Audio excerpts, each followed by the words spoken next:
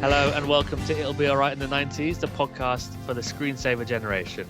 I'm Alex, the pistol from Bristol, and joining me as usual is Stu, the floozy from Pusey. Oh, fantastic. There's nothing that rhymes with Chippenham, I'm afraid, so I had to go for more precise, went for Pusey.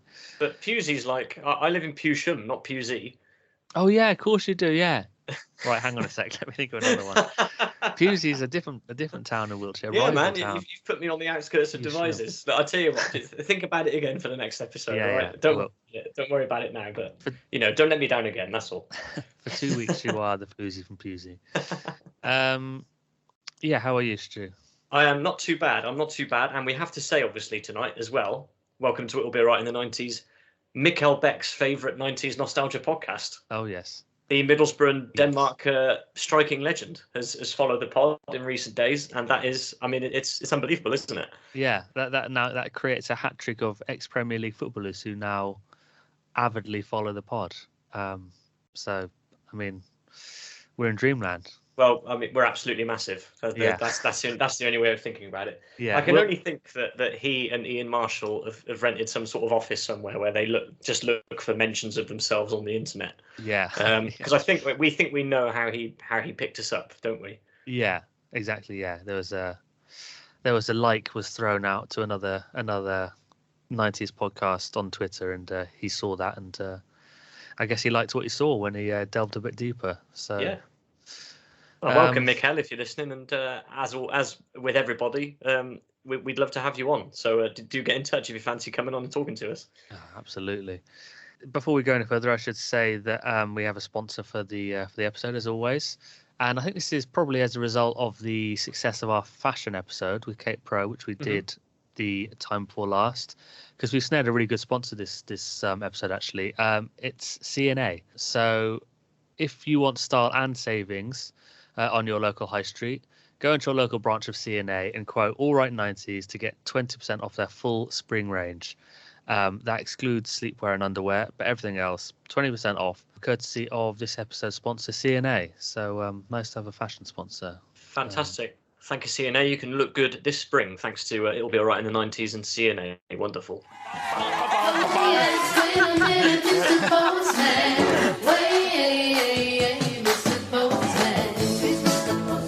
Right, correspondence. We have a few things, I think. Well, I have a few things. I think you do too. Just some short things. Yes, me too. And may I go first? Is that okay? Yeah, no, go for it. I mean, I'm speaking to you from Pusey, so it might take a bit longer to get across the airwaves.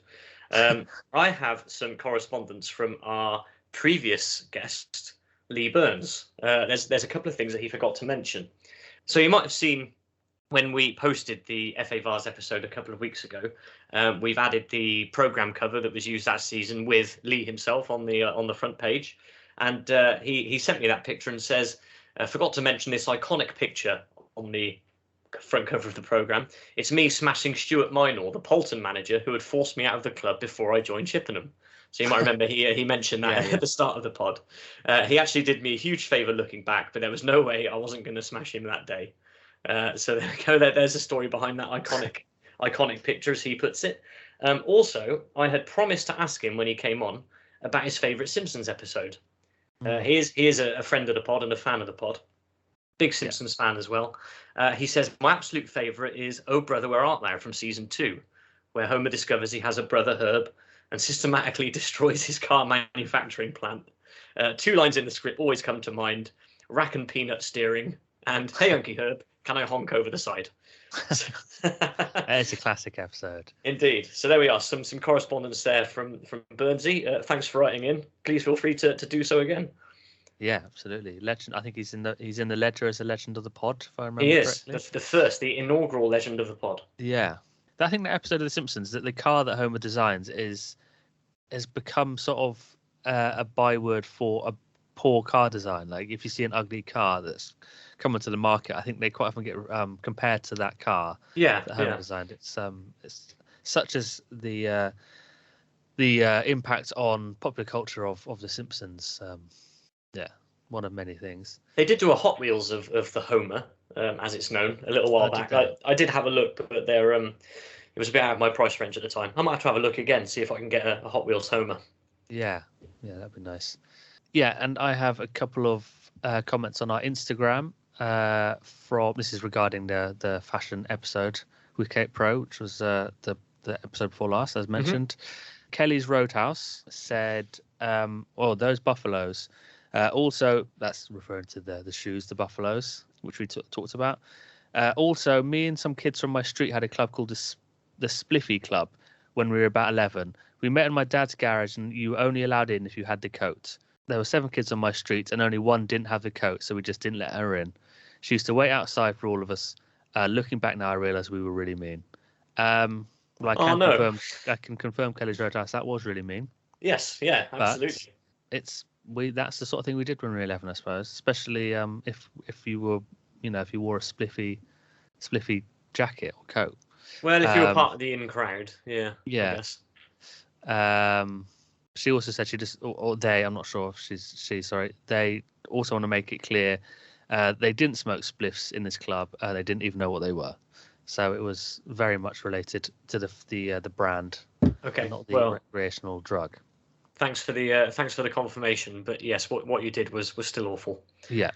And another Instagram comment from Razel Bloodlust, who said simply, if you're talking about 90s fashion, you need to talk about Aaliyah, which is, of course, absolutely right. So take this as us giving Aaliyah her due as a 90s fashion icon. We also had another comment on the same episode from Nat, who said on Instagram, she supports the rumours of the Talking Tree and Debenhams, which Kate Pro brought up, and me and Stu were nonplussed about. Apparently, you pressed a button and its mouth would open, or its mouth would move. So there's a little bit more evidence for the mysterious Talking Tree and Debenhams. Admittedly, Nat and Kate, I happen to know both, were good friends growing up in the 90s, so they were probably there together. I don't know if this was just a Bristol branch thing, but there definitely was one. Well, it's good to have a witness and some confirmation that what we're being told is true. Absolutely. Yeah. Although I never doubted Kate for a second, personally. No. Oh, I did. I definitely did. And brother of the pod, Adam, has sent us a link to a film. I think it's a short film on IMDb. Came out in 2020, and it's called Shag Bands. Oh. So there must be some connection with the shag band fashion trend that has been mentioned a couple of times. According to the one sentence synopsis, it says, during a sizzling summer in the noughties, a gang of South London schoolgirls face strange sexual awakenings which culminate in a visceral fate. So that sounds quite interesting. I'm not sure where shag bands come into it, but no, I hope you don't mind if I leave that off the to be watch list. It doesn't really sound like the sort of thing I would reach for. It's got a 5.2 rating on IMDb, and it's 18 minutes long. Yeah, and it's called Shag Band. So if anyone out there's seen it, or if you made it, maybe you starred in it, get in touch and tell us where the shag bands come into the story, if at all. Please do. Please do. That is all of my correspondence. I do have a quick update on the Chippenham Library mystery. Okay. I posted the question, was there a working water wheel in the foyer of Chippenham Library during the early 90s? I posted it on the Chippenham History Facebook page. Got a bit of a buzz, to be honest. Like people did, some people shared it around, and people were asking, does anyone remember this? And then someone from that group shared it with Chippenham Library's Facebook group. And they sort of said maybe, but basically it's not been solved. Some people are saying, they kind of vaguely remember something, maybe something in the 70s. Well, I'm not talking about the 70s. This was definitely early 90s. So the mystery is still unsolved, but I think maybe it's a short step closer to finding out the truth. But well, it's not a cold case anymore. We've got a line of inquiry. That's very true to pursue. So we're on it. Leave it with us. Guys. We'll get back to you. My turn to set Alex a what's the most 90s question this week. And we realised when we were talking about possible subjects for future episodes recently, because we do that sometimes here at It'll Be Right in the 90s headquarters, that we haven't actually spoken about movies yet, really. Obviously, we've mentioned them in passing, but we haven't concentrated on movies as a subject. So what we're going to do is over the coming weeks and months, we're going to dedicate a few episodes to the year in movies. So in a few weeks' time, we'll be kicking off with 1990 in movies and so on and so forth. And thinking about that got me to thinking of asking Alex, who do you think the most 90s film star is? It was a very good question, yeah. I was initially trying to think of like a sort of trashy 90s action star, but no one really came to mind. There were some people maybe a bit more 80s, like Dolph Lundgren, I think maybe leads a bit more towards the 80s. Or you got people like Bruce Willis or Arnie, but you can't tie them down to the 90s. They're not linked to the 90s enough. So I moved away from that. And then it dawns on me that it feels like it has to be Macaulay Culkin. Because his first famous film, I think, was Uncle Buck, and that was on the eve of the 90s. It came out in 1989. But then after that, his career just sort of shot up. It was Home Alone, My Girl, Richie Rich, and he was in the Michael Jackson video for Black and White. Mm-hmm. And this was all sort of early 90s. And then, he just, who knows what happened to him? He declined, and then he was sort of his time in the spotlight as a movie star was sort of over by the mid to late 90s. So I think his career was pretty much encompassed by a decade, and yeah, I don't know, very 90s films he was in, so he was my choice. What about you? What a great choice. Well, I have actually gone for a man who is also in a couple of the films you've mentioned. Which just shows the synergy between us as a podcast hosting duo. Yeah. My most 90s film star is John Candy.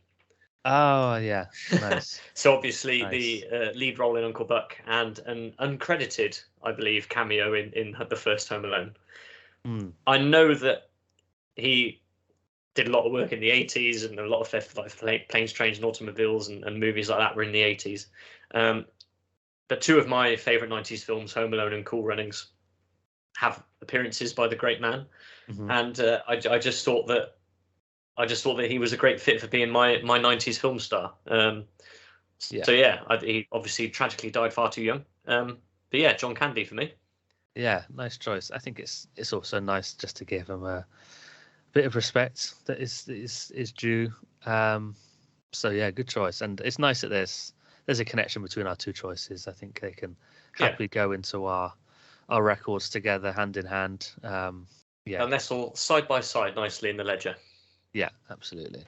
If you have any ideas of who the most 90s actor is, please let us know in the usual channels. We'll give the contact details at the end as normal. But yeah, we always want to hear what people's thoughts are on this topic. So yeah, let us know. Cool Runnings is another one that I say it's one of my favourite 90s films. It is. But I only saw it for the first time about 3 weeks ago. What? That's madness. I know. Well, obviously the Winter Olympics were coming up. They just finished now as we record this. Yeah. Searching for a movie to watch a few weekends back, and Beth, my wife, mentioned Cool Runnings, and I said, "Oh yeah, haven't seen that. Let's give it a go." And she was as shocked as you are. Fantastic film. It's gone straight to the top of my 90s list. Oh wow. But yeah, it's I feel like it's better to have these things out in the open. Yes, I haven't seen or didn't see Cool Runnings until about 3 weeks ago. But as I said in the previous pod with your brother, I think it's nice to have these things to be able to watch them for the first time all this time later. I feel like I need to put an embargo on you and also me watching classic, iconic 90s films for the first time until we have an episode planned around it. Because I think that would be... not that we could still do an episode on Cool Runnings, but it's a nice sort of, and it'd be nice to do one where one of us hasn't seen the film before, and the other person does. If there are many that fall into that category, it's probably not that many, but I will shelve my plans to watch the Super Mario Brothers movie at the weekend. I'll put those on ice until you tell me it's safe to proceed. Yes, thank you very much. I was thinking actually about My Girl, because I've never seen it, but everyone. I mean, when you think of My Girl, what do you think of? Is there anything like I don't know? Have you seen it? No, I haven't. But I read the plot because I was reading up on Macaulay Culkin, funnily enough, again the other week, and I read the plot, and the plot's mad. Well, you have to tell. I don't know what the plot is. All I know is that he gets killed by bees. That's right. Famous... Yeah. Yeah, that's right. And I've always just sort of, that's fine, whatever. Guy gets killed by bees. But then I was thinking about it like yesterday in prep for this episode, and it just really occurs to me how weird that is. This is like a child romance, light-hearted family film, and the kid gets killed by bees. He gets stung to death by bees. It's such a strange way to, I don't know, to have someone die in that sort of film. It's bizarre, but it's all the better for it. Yeah, the scene itself is actually, because it's on YouTube, because I just thought I have to see what this looks like. But it cuts away before it gets too grisly. Oh right, okay. But I guess it must be rated. It can't be. It's not like a 15 or anything, is it? Maybe it's an 18. Do you think Michael's an 18? Maybe. Oh, they can't, because they didn't show the bee death. Yeah. They had to edit it out to get it into a PG. I reckon. There's probably a deleted scene out there somewhere. I think so. Let's make a campaign for the director's cut of My Girl to be released. Finally. Yeah. That's probably it. Yeah, they had to cut it out to get the certification, didn't they? That'll be it. Yeah. Ah, shame. What a shame. What a way to go. This time on the pod, we're talking about our favourite music videos from the decade, and who better to walk us through this than our first returning guest of the series. It's a big welcome back to our resident pop expert, Joe Barter. Joe, how you doing, mate? Good to see you again. Hello, how you doing? Good to see you. I didn't know I was the first returning guest. That's incredible. You are indeed. Oh, wow, I'm honoured. Well, we had our first legend of the pod last time out, and now we're having our first returning guest. So it's been a couple of episodes of firsts. Yeah, wow, thank you. Touched. In the usual format for these episodes, we've each picked 3 of our favourites, and there's going to be a couple of wild cards as well later on, I believe. And as Joe's the guest, I'm going to invite him to present the first clip. Cool. Okay, well, I'll tell you a couple of things. I was going to say, I feel like the 90s is possibly the best period of music videos. I don't know if you'd agree. I guess there's I read the wiki page, and someone made like a video set to music in like 1894 or something. I'm not gonna count that. It's the 90s, I guess. There's some there's some like Beatles promo videos, and I guess like Bohemian Rhapsody is a famous like early one. And then obviously in the 80s you got music videos sort of found their feet in the 80s, I guess you could say, with like MTV and I guess like the chart show in the UK. But yeah, I feel like the 90s is really, there's a lot more sort of interesting stuff to say about music videos in the 90s. So I'm, like I say, honoured that you've had me on for this episode. My criteria for the 3 I've chosen, I don't know about you guys, it has to be a very good song. So hopefully you'll agree with me on that. Had to have a great video, obviously. Me being a nerd, I wanted it to be at least 1080p on YouTube, because some of yours were 240. Difficult to watch, so I've gone for high quality. Yeah, I think that's it. I was going to say no problematic artist, but then if someone listens to this in years to come and there has been a problematic artist in that time, or someone's been discovered as problematic in that time, hopefully that won't happen. Well, fingers crossed. Yeah.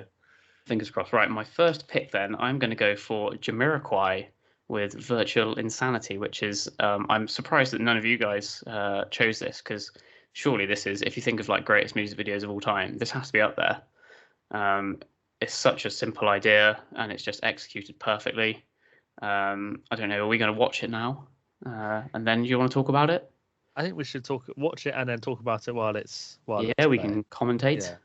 I think we're going to try and sync it up so people can watch along at home. Listeners can watch along, much like we did with 999 and Police Camera Action. I think it will be indeed. Yeah. Cool.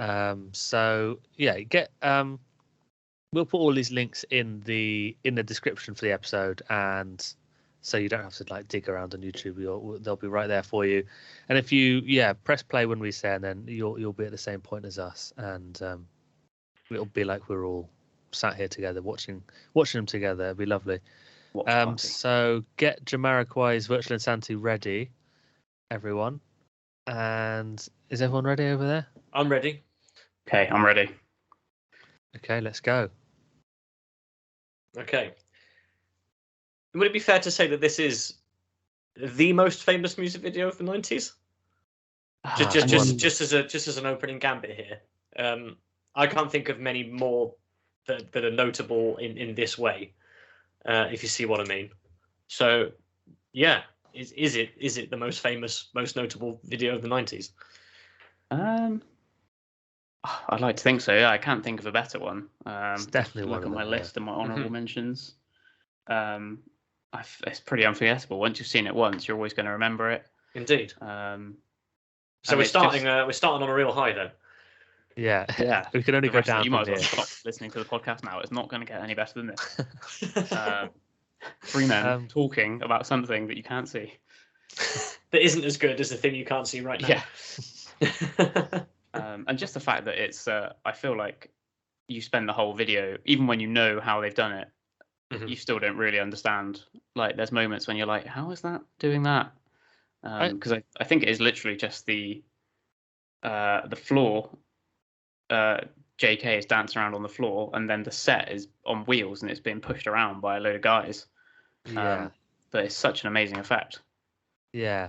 Yeah. You can just about see the whole thing wobbling, can't you? A little bit at times. That sort of gives it away. You just said how it's done. You've already ruined it. The little sneak behind the sofa. That's the best bit. Yeah, I assume it took a lot of rehearsals to that's know the where he thing. was going. I was wondering how carefully it was choreographed, if it was like right to the footstep, and that would suggest it was, but I would imagine so. I mean, there's going to be very little technical wizardry available at this time that's going to help this along, isn't there? So presumably this is all being done manually with, as you say, Joe, blokes pushing the set round and the in camera. Yeah, there is. I think spoilers. There's a bit of like blood and stuff at the end, so I don't know if there's any early and like a bird flying past now. So I don't know if there's any CG in there. I've got a little fact sheet about all the videos. If you want me to do some facts, this is from 1996, and it's directed by Jonathan Glazer, who I think went on to direct feature films. I say fact sheet. Wasn't he the guy that did? Did he do Under the Skin, or is that someone else? Yeah, I want to say Sexy Beast. Not because of the film. It's just two words I like saying. This is where we find out that he directed Shag Bands, and then we just end the pod here. That won't make any sense to you, Joe, but yeah, no, you're absolutely right. He did Under the Skin. He did Sexy Beast, Birth. So he's obviously moved away from the world of music videos. Nice. I don't know if there's any more. This is the sort of thing I should have prepared. The hat. Oh, what a hat! What's that all about? I guess everyone has a thing. Every rock star. Yeah. Oh, he did lots of. Sorry, Stu. If we're talking about fashion, I do like the Adidas Gazelles and the Berghaus fleece. He's going to be very warm in that. He's gone for, he's not messing aside around. From the hat, sort of 90s dad look. Well, the Gazelle's still very much in fashion. I'm not too sure about the Berghaus gear, but well, I think that sort of outdoor gear has become really, really fashionable now with young people. Also, like North Face and stuff, isn't it? So he was. Yeah. Can you imagine very Billie true. Eilish wearing this very outfit? Yeah, that's a good point. It seems like we've got to the end now. I was thinking we weren't going to be able to talk about this for 4 minutes, but here we are. Well, there you go, listeners. That was the acid test. Now we know that we can talk about a music video for 4 minutes while it plays. So we can do that 8 more times. 8 more.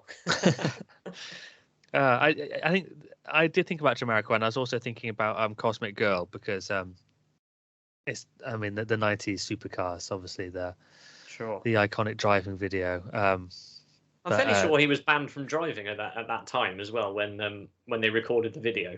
So I don't know if he was breaking any laws by doing that. I'm sure I saw it on Top of the Pops or something at the time. I'm fairly sure he was banned from driving at the time. I read that the windscreen of the Lamborghini he's driving got smashed before they'd even started. So there's no windscreen in his car when he's driving, because you can see all the wind like blowing in his face, and that's why. But, no, did not. That would have been a much better video to talk about. No, it's nowhere near as iconic as Virtual Insanity, though. And what a great video to start off the episode. Fantastic. Yeah. Cool. Yeah. Who's going next? Go on, Stu. You go next. Okay. Well, I will take them in chronological order, as I like to do with these things. And my first choice is Take That's How Deep Is Your Love. Now, everybody ready there? I'm ready. Yeah, I'm ready. Okay, let's go. Okay, so yeah, how deep is your love by Take That Now? Joe will know, and I think this was discussed in our previous Top of the Pops episode. Huge Take That fan when I was growing up. This is their swan song single released a couple of months before they split up, and I can vividly remember the first time I saw this video. It was at my nan's house. It was a Thursday night, and it was Top of the Pops. I saw this video for the first time, and at the end of it, I can't do this without revealing what happens at the end. So I apologise, listeners. Spoiler warning. Spoiler warning. At the end of this video, so they're tied up in a cellar at the moment, and being mildly terrorised by an actress. At the end of the video, she drives them to a reservoir and then throws Gary Barlow off the edge of a cliff downwards towards a reservoir. Being the age I was, I did not understand that this was not real, and the only logical conclusion I could come to was that Gary Barlow had been killed in the making of this video, and I was absolutely inconsolable. How old were you, did you say? 96. I would have been 8. Okay. So old enough to understand, surely, that this wasn't real. But there you go. What can you do? So yeah, this video is ingrained on my psyche. And when I got the Take That Greatest Hits VHS, of which more later on,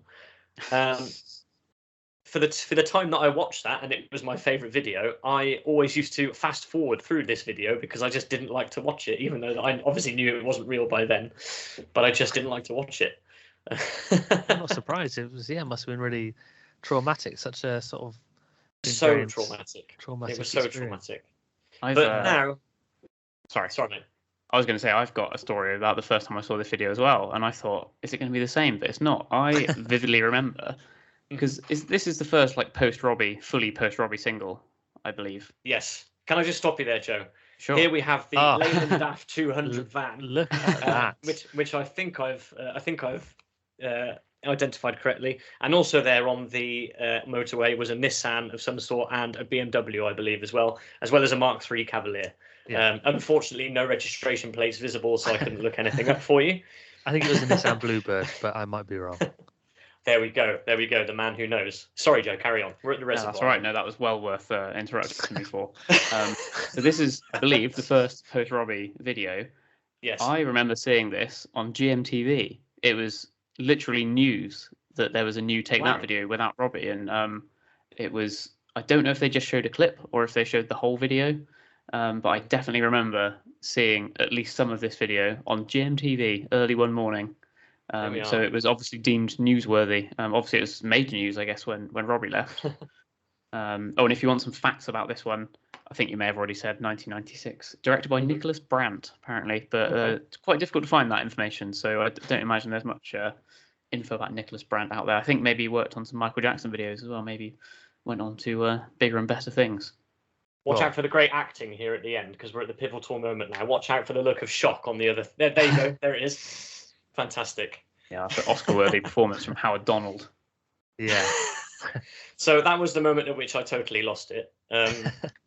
But obviously now watching it as a grown-up, I think, I don't know what you guys think, but I think it's a fantastic video. I think it's very atmospheric. I think they look great. Yeah. I do think they look fantastic. And yeah, it's just a great video. So I had no hesitation in making this my first choice, and if I still had the Take That Greatest Hits VHS, I wouldn't fast forward this anymore. I think it's a good video. I don't really understand what the story is, but I suppose that's not unusual for a music video, or it's just gone over my head, which does quite often happen with I don't know films how they came to be in this woman's cellar, tied up on the chairs, and how long they were there for, and all this sort of thing. Yeah, it does seem. How did she transport It does seem them a bit strange. Tied on chairs and then put them tied on chairs on the edge of a cliff? She must have had help. I was wondering whether actually the woman in this video represents Robbie.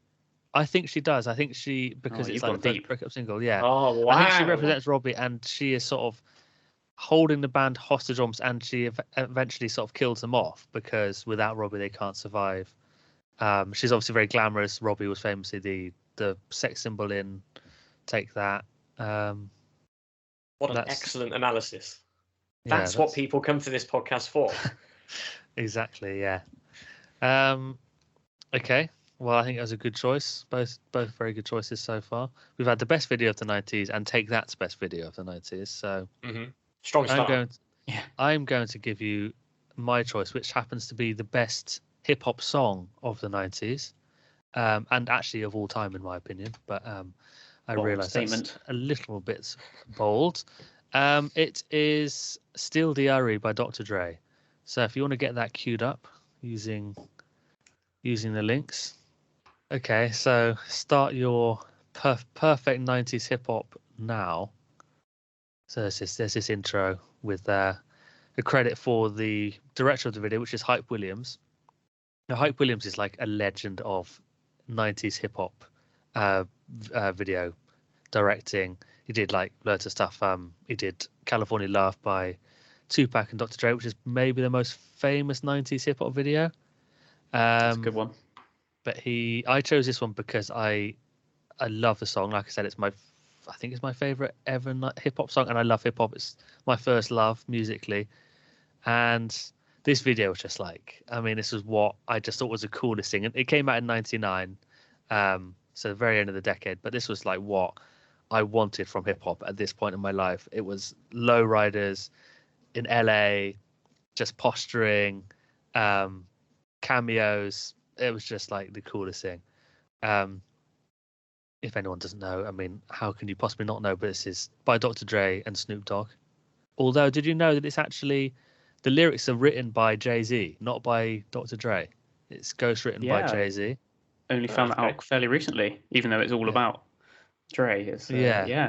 It's like a classic comeback classic comeback single, because he released The Chronic in 92, I think, or 93, 92, yeah, and then hadn't done anything for 7 years, and then this was his comeback single. It just oozes sort of comeback attitude, like I'm back, I'm still the best. I don't know how he's managed to create that atmosphere with like beats and keyboard, but I don't know, I think he has. I really like you say about The Chronic. I feel like this video is almost like a sequel to the Nothing But a G-Thang video. Exactly. So I like that Dre sort of bookended the 90s with two sort of iconic hip hop videos. That are fairly similar. The Low Riders and all this sort of crew. Yeah, it's like a day in the life, isn't it, of Dre in 92 and then 93. Yeah. The objectification of women is a little bit uncomfortable. It's hard to appreciate at this age, but I guess it is what it is. I love the cars though. I'm happy to objectify those Chevy Impalas. Stu's keeping pretty quiet about these. Obviously not such an expert on American cars. No, unfortunately not. This is I have been looking there in the background, but I mean, I thought we couldn't touch the heights of the Leyland DAF 200 again in this episode, but we've topped it. I think Eminem's driving that. Yeah, there was a cameo from Eminem. I think we missed it? Was I not paying attention? No, he's on a beach. So we still got a couple of minutes left. I love it when it goes to nighttime as well. It looks so cool. Yeah, a good, nice green hue. Yeah. Hype Williams, of course, a contemporary of Nicholas Brandt. So that's possibly where the vehicle the vehicle synergy has come in there. Yeah. There are some other cameos in there. I was convinced that Warren G was in this video, but unless that was him a second ago in front of them. Who is this bloke who comes in now in the background? I think he's just he's a hanger-on. Oh, right, okay. A very cool-looking hanger-on. I thought he must be somebody important to be that close to the action, but clearly not. I'm not sure. The guy in the back of Dre and Snoop's car is the DOC, like a legendary. I think he was Dr. Dre's first protege, but famously had a car accident and severed his vocal cords, and like his career obviously went off a cliff at that point. But he sort of cameos a little bit in some of their songs, and he's got like a really raspy voice. But that is the DOC who is in the car with them. And Warren G is in there apparently, riding with several women. that's what I thought. But According to the wiki page. There's Exhibit. Exhibits in there, well. Yeah. Oh, there he is. I don't get this. I watched this video like 4 times looking for Warren G, and there he is. Hiding in plain sight as usual. Counts. Did you see these guys at the Super Bowl the other week? Oh yeah. Not that I want to date this podcast, but it was great. Yeah, that was an excellent halftime show. Yeah, and I still got goosebumps when this song came on, even though I knew it was coming. And yeah, but it was just Dr. Dre doing some like sort of uncle at a wedding dancing there. You pioneered it. And that's pretty nice to see X to the Z in there. I've been watching a little bit of Pimp My Ride recently, so yeah, nice to see him. Nice to see him in the action. Yeah. Right, that's my first choice. Yeah, that's a great video. Well, I guess it's back to me again. It is indeed. I guess I could stay on the Hype Williams hype, because my next choice, if we're going chronologically, although I think, I think Alex might have ruined that. No, I'll go chronologically for you, Stu. Thanks, mate. I really appreciate it. My next video is The Rain, Super Duper Fly by Missy Elliott, which is another Hype Williams joint, and hopefully that will cleanse us of all the objectification of women that we just saw, because this will be some sort of empowered women in positions of power in a music video. Right, let's go. Okay. So this is 1997, and yeah, another Hype Williams. I just cannot believe it whenever I hear anything Timbaland produces. Really, I like everything he does, especially when him and Missy are together. It just sounds like nothing you've heard before. Still sounds like the future, even though this is like 25 years old now, nearly. It's a great looking video. I think I might be a bit behind you guys. I don't feel like there are many pop stars that would wear essentially a bin bag that's been inflated and look as cool as Missy does. This is sort of, I guess, Hype Williams is like the blueprint for hip hop videos, and this is just exactly like when you think of 90s hip hop. This is the sort of thing you picture in your head. I guess this and the Dr. Dre video. But yeah, again, great sort of use of color. Again, there's quite a few cameos, I think, of their peers. I just love it. Yeah, who's that? That was a cameo, I think. I didn't get a chance to see who it was. I will quickly get on the wiki article. You guys can chat for a bit. Yeah, I'm ashamed to say that upon watching this for a bit of research before we recorded, I was unfamiliar with a lot of these guys. That is bad on me. I think my video choices will reflect that that I don't look to this area possibly as much as I should. But there are a lot of stars in this video, aren't there? Stu basically admitting that there's a load of old white men coming up in this podcast. So there's Timbaland. Oh of course. Dear, I've been exposed. Lil Kim, Da Brat, who is on. I nearly chose another Missy video, and I now can't remember the name of it, which is embarrassing. There's one when she's in a sort of robot costume. Yeah, no. And I can't remember what it's called, which is embarrassing. Puff Daddy's going to be in this later on, I think. Sean Puffy Coombs. Not content with being in all of the videos of the artists that he exec produced, he had to be in other people's as well. Yeah.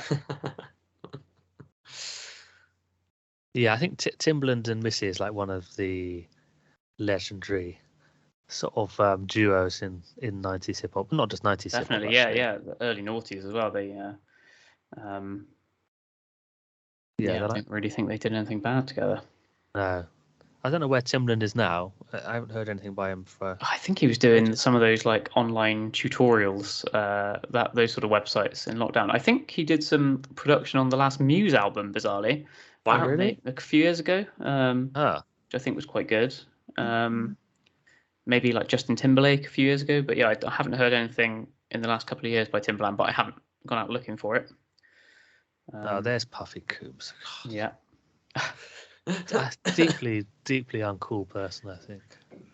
That said, if you're listening, Puffy, happy to have you on. Yeah. Future guest, yeah. Yeah. Always. I feel like I'm sure there's memes about it, but if you want to recreate a 90s hip hop video, you can just sort of cover your room in tinfoil and dance around a bit, maybe in front of a fisheye lens, and you'd get a similar effect. Yeah, the fisheye. It's great. Yeah, there's Sean again. That's not Sean. Oh, sorry. I think we're out of sync. Oh yeah, sorry. I think I had an ad, so I'm a bit behind you. Oh no. Oh man, everything we say is making no sense anymore. It's only everything I say. Oh no! Does that mean we're going to have to do this over again and have to get rid of the bit where I admit that I know pretty much nothing about hip hop? No, what a shame. We can. What a shame. We'll splice that back in. Oh, thank you so much. I'll just. Yeah, I don't know. Can you cut out the bit where I talk about? Oh yeah, you should maybe just leave that in, and I'll admit that I was 10 seconds behind you. We didn't. We weren't referring to the stuff that was happening that much in it. So yours is going to end right about now, right? Oh, mine ended ages ago. Oh man, I'm halfway through the next one. Some big like pendulum swinging cog things. Yeah. Excellent. Yeah, so that's my second choice. I've enjoyed all of these so far. We're on good form. Jocelyn, can you keep it going, Jocelyn? Rate. Strap yourself in. I couldn't make this episode without having this as one of my choices. I'm going for Pick a Part That's New by Stereophonics. And bizarrely, on the official Stereophonics YouTube channel, this video is not present. There's a live performance which has got the studio recording on it. The actual video is a bit harder to find. I don't know why it's not published properly by the band, but it is there if you look for it. So someone called Peter Brand, who was a runner and generally helping out on set, has kindly uploaded the video in very poor quality. Nice. Thanks, Pete. Well, this is 240p, as you say, Joe. So I don't know if you want to go and make a cup of tea now or something like that. And yeah, I mean, perhaps I could just talk about it myself for a bit. If it's not 4K, I don't want to see it. He doesn't get out of bed for anything less than 4K for his music videos. Joe Barter, that's why we've got him on. Okay, I'm ready. Is everyone ready? Yep. Yeah. Okay, let's all press play after 1, 2, 3. Pick a part that's new. Okay. So I think the first time I saw Stereophonics or became aware of them was with this video. I think it was on the Ozone, which used to be on a Sunday sort of lunchtime, maybe early afternoon, or that might have been a repeat. I don't know, but that was when I used to see it.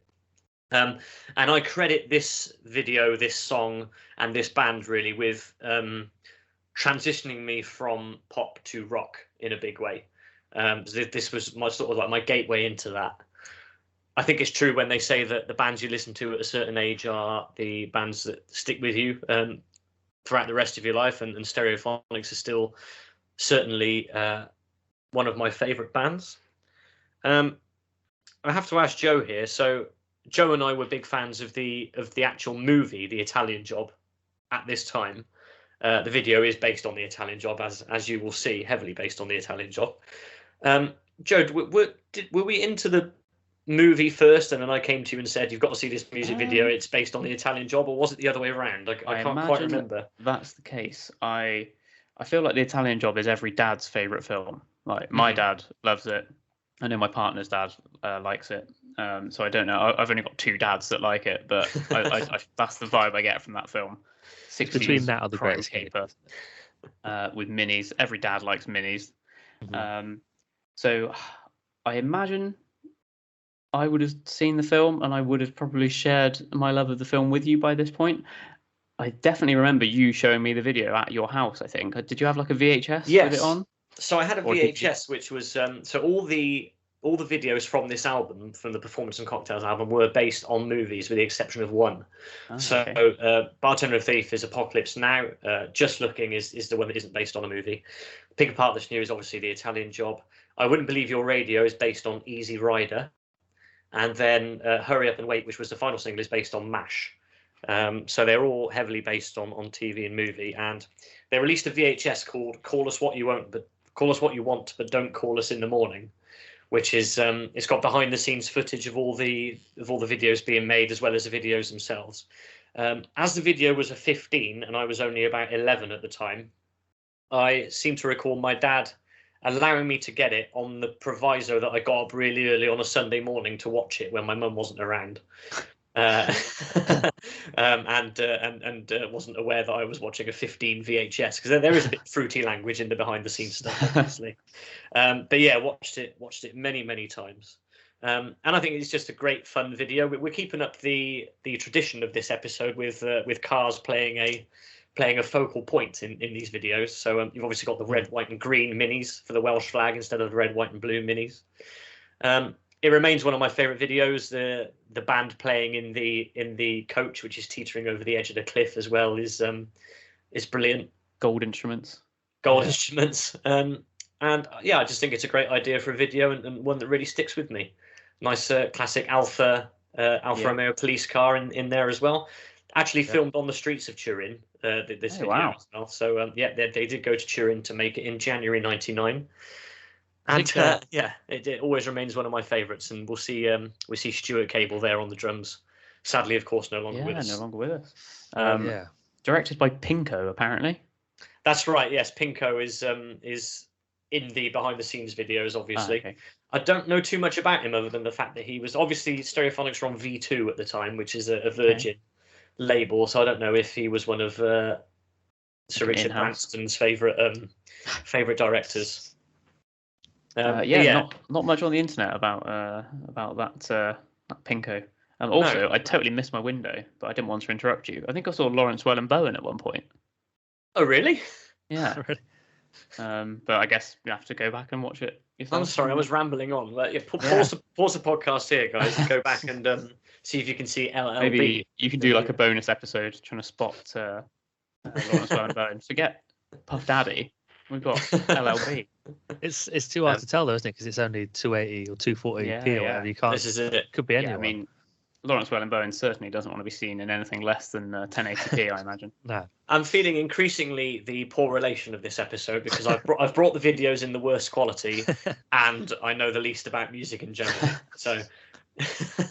No, you've got. It's been good so far. Didn't when last time you came on, Joe? Wasn't there a threat that you would replace me as host? I feel like this is all happening again. I mean, you made a glaring error, didn't you? But I can't remember what it was. I mixed up Elastica with Republica. That was it. Yeah. I'm sure you're not the first person to do that. No, but he'll certainly the first person on the pod, and that's the main. Yeah. All right, I'm going to bring a little bit of class to proceedings now by talking about the 1999 new metal smash Nookie by Limp Bizkit, which I have queued up, and I hope you all do now. Yep. And start your videos now. We open with another car as well, another couple of cars. Yeah. This is unbelievable. Cars and girls again. That's what I like in my music videos from the 90s. There's some posturing as well later, so there you go. So I've chosen this because Still DRE is my favourite hip-hop song of all time. This is maybe my favourite song of all time, full stop. Certainly my favourite band of all time, Limp Bizkit. And this, I didn't have this album at the time because the first album of theirs I got was Chocolate Starfish. That's when they sort of got big in the UK. But on the CD I had of Chocolate Starfish, there was an enhanced CD that came with it. And it had this video on it. And I didn't know the song until I got that. And so I just watched this video over and over again just so I could hear the song. And eventually I obviously got the album that it was on, Significant Other. But yeah, this song is just like, it's got everything I want from a new metal song. Kind of groove, and it's heavy, and it's catchy. And yeah, it's just, the video itself, I like because I assumed it was inspired by the Guerrilla Tour, which I talked about on the live music episode with Glenn, where they in real life they set up without asking the police or anything in these like hidden locations and did these gigs. So this was what I was going to ask: is this part of that, or this is separate? This, I think, I found out that actually this came first. So I think the Guerrilla Tour might actually have been inspired by this video idea. Okay. Obviously, this was not a real gig. This was set up for the video. I actually did a bit of research, and I asked on a Limp Bizkit forum, which I use, called thearmpit.net.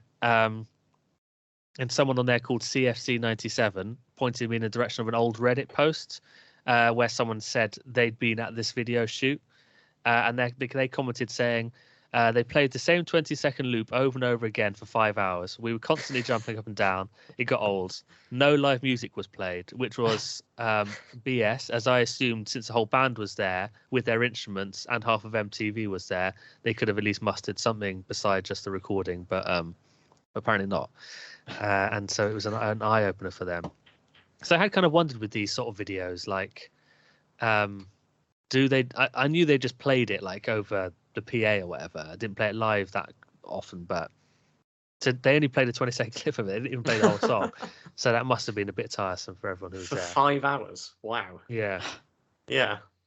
So again, I'm spoiling the ending here, but the arrest at the end, that is... I think that's fabricated. I think that's okay, staged. that's a fabricated arrest. Okay. Yeah. Right. So what's the story? So Fred Durst is wandering around.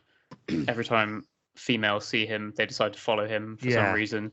He's like the Pied Piper of women in this town. It's filmed in Long Island City, apparently. I especially like the small group of girls that are dressed as Fred Durst and then start dancing. Biscuits. They're called the Biscuits. Nice. I think. They also appeared in the Rollin' video. But I was just blown away. One of the reasons I love Limp Bizkit was I was just blown away by their energy of them playing. Like Wes Borland, who is my guitar idol, is just the way he can jump around and play guitar at the same time like that. I thought it was the coolest thing I'd ever seen. And it's a lot of that in this video. But he's basically Fred has led members of the public into this secret gig down the back alley, and now they're performing the end of Nookie, and just good sort of 90s crest of the new metal wave. Limp Bizkit went massive with this song, and the rest is history. Directed by Fred Durst as well. Yeah, he's a prolific music video director in his own right, Fred Durst. I have one Fred Durst story, which is that for a last game of the season at Chippenham Town in about 2001 or 2, I went as Fred Durst because it was fancy dress day at Hardwick Park. I got myself a backwards cap, a red T-shirt, some shorts, and a packet of stick-on tattoos, and I went as Fred Durst. That's what I have to say about that. Very nice. Are there any photos of that? If there are, I haven't seen them. I would love to think there are. I remember one guy was there as Uncle Fester from the Addams Family. That's the only other thing I remember about it. Uncle Fester and Fred Durst together at a non-league football game. I mean, well, worlds collide. I wanted to give a quick shout out because I just mentioned that Limp Bizkit forum, the armpit. Sheldon R3111 asked me to plug the podcast on the forum, so I'm giving him a shout out, or giving them a shout out for that, and I will of course shamelessly plug this podcast on the forum when it's all done. So we're all for shameless promotion on this podcast. I look forward to an influx of Durstites on the on the listening figures. Yeah, maybe we could get some biscuits on the pod from future guests. Hello, dear listener. Sorry to interrupt, but we have decided, due to the sheer amount of content we have here, that we can't squeeze it all into one episode. So we're going to split it into 2 separate episodes, and we'll do the second part in a week's time. But for now, this is the end of part 1. Please do come back for part 2 because there's loads more 90s nostalgia music video content and loads more from Joe and us. So come back next week and finish the job. What a treat. See you next week.